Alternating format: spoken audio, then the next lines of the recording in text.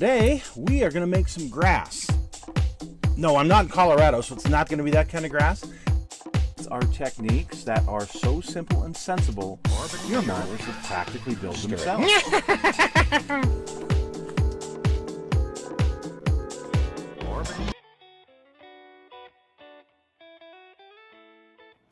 Hello folks, it's Mad Dog Merv, and today, well, I am here at the computer doing some editing. I do a lot of that stuff because I put up a lot of shows. So we are going to talk about modeling, but in a little bit different context.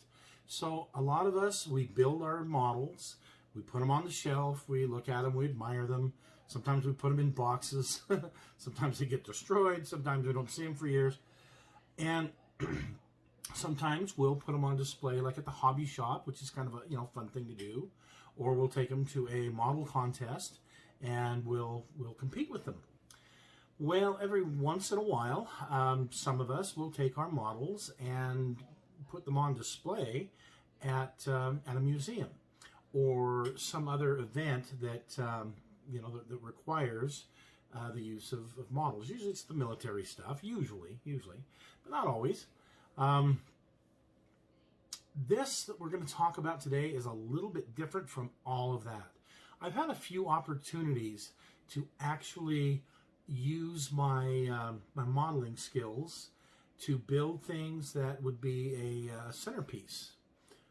One of them was for a wedding, and the other one was for a wedding. Actually, one of them was for actually the cake. So today, Mad Dog Merv is going to talk about something a little bit different that has to do with modeling, and that is using models as centerpieces. So stick with us and check it out. Our story begins back in 2001 when I was at Great Models Hobby, and I was the manager at the time. We had this lady come into the store, and she was looking at the models that we had on display in the display cases. We had a lot of airplanes, we had cars, we had all sorts of stuff. And she asked a question, do you folks have any of these built models that you would rent or something like that? I'm putting together a wedding and would like to use them as centerpieces. Immediately I told her no, the store doesn't, but personally we do.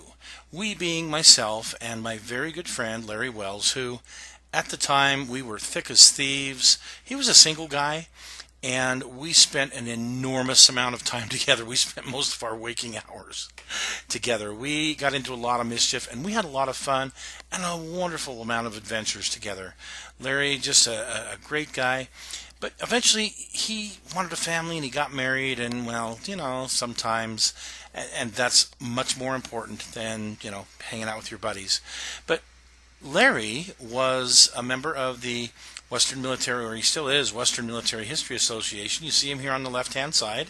And we would get together, we would do displays and all sorts of just, reenactments, teaching, different things like that. Here he is on the right-hand side in his uniform at our military ball one year.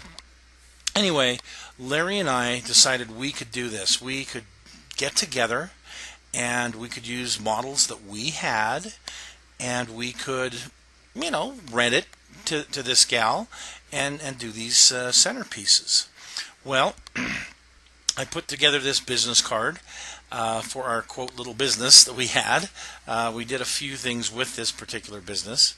But Larry and I, well, we got our resources together. We showed this young lady what we had. She told us what she was interested in, and off we went. So here she is. Her name was Val, and she was marrying a Lieutenant Colonel Ross, who was one of the commanding officers of one of the units at Hill Air Force Base. She said, look, you guys can bring a table, you can set up a display, you can put out your cards, and then if you'll build these centerpieces for each one of the tables, including the head table, and you guys can be there the whole time. So it was just a wonderful experience to be a part of this wedding.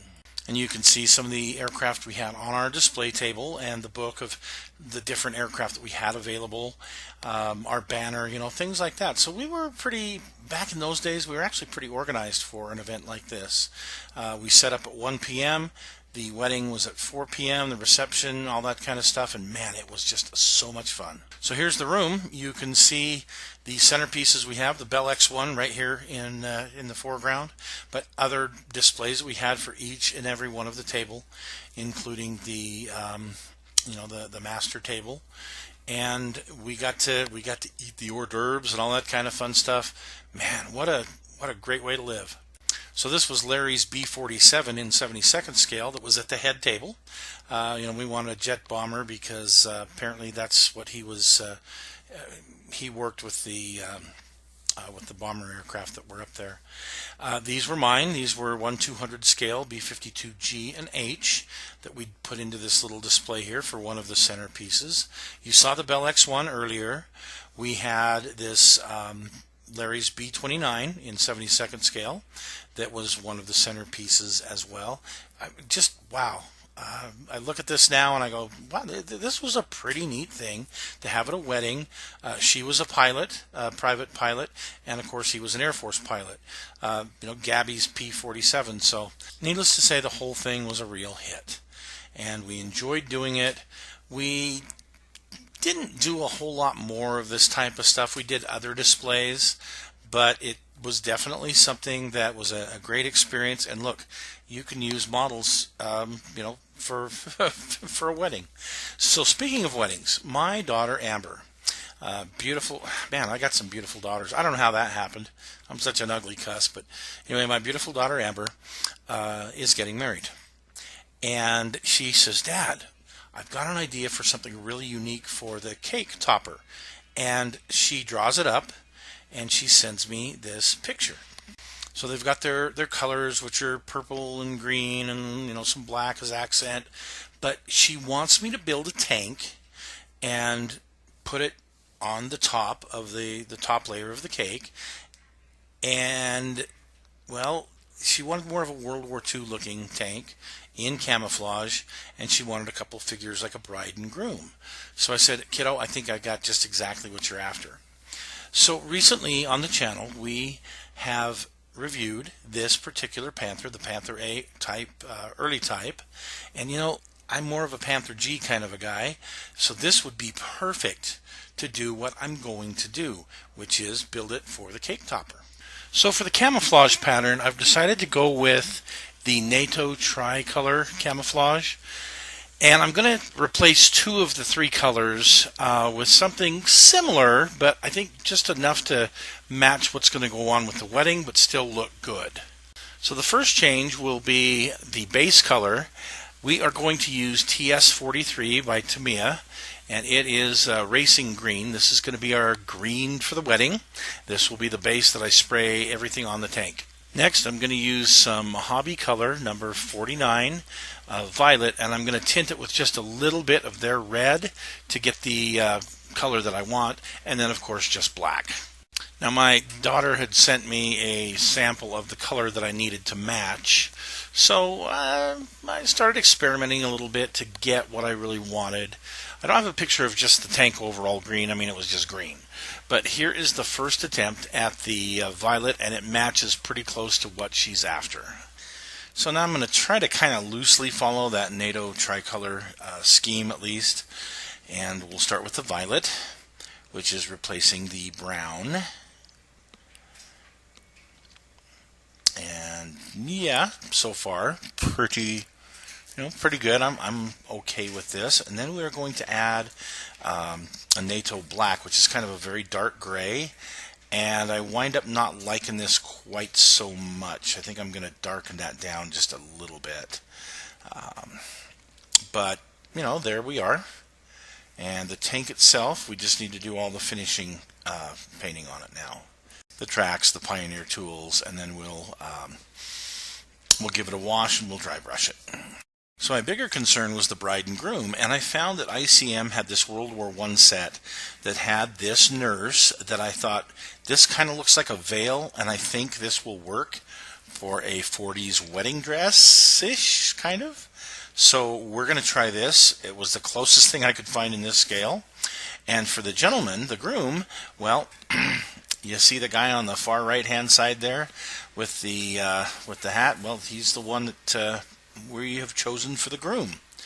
And we'll see how this turns out. They really wanted that kind of a 1940s, late 30s clothing look. And here we go. Preliminary painting. Just did an airbrush white all over her and black with a brush, and it separated on me, which was not good. That's okay. And the base flesh for the faces. So gives me some idea of what we need to do. Well, after about an hour and a half of working on him, I decided to give him a green vest and a purple lavender tie, as well as a book that he's holding.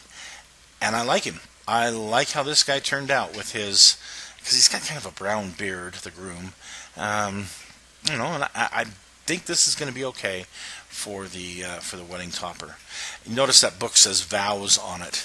I figure he's going to be carrying a bunch of vows. If he's going to marry my daughter, he better have a bunch of vows. Of course, I took the cane out of his hand. She's going to have her hand around his arm. And here she is. I thought the face turned out okay. Gave her kind of a brownish hair with some blonde highlights. I haven't attached her hand yet because it's probably not even going to be seen where I'm going to put it through his arm. And her outfit's just white, but there was a little catch. So after I showed my oldest daughter, she said there was a little complication, and that was they were going to put purple highlights in her hair. So I went back to the drawing board. I took some cotton from a cotton swab and just made a little bit of more hair fibers. Went ahead and dyed them with a brown paint, and then I went over it with kind of a purple highlight, and it turned out okay. It's as good as it's going to get. And here they are. Now, I don't have very good lighting in the room that I was taking this picture, so I'm sorry, but here's how they're going to look mounted on the back of the tank. And you can see that I have given it a wash in those cracks and crevices, and the tracks are painted, and the exhaust is painted. We're ready to go, except we need somebody to marry these two. Who's going to marry them? Let's say it's St. Patty's Day. This is the perfect guy. So I found this leprechaun figure off eBay. I was so fortunate to find him, and I think he's going to be absolutely the perfect guy to marry these two. So there you go. Well, I hope you folks like this little piece, and we'll keep you posted on how it all turns out.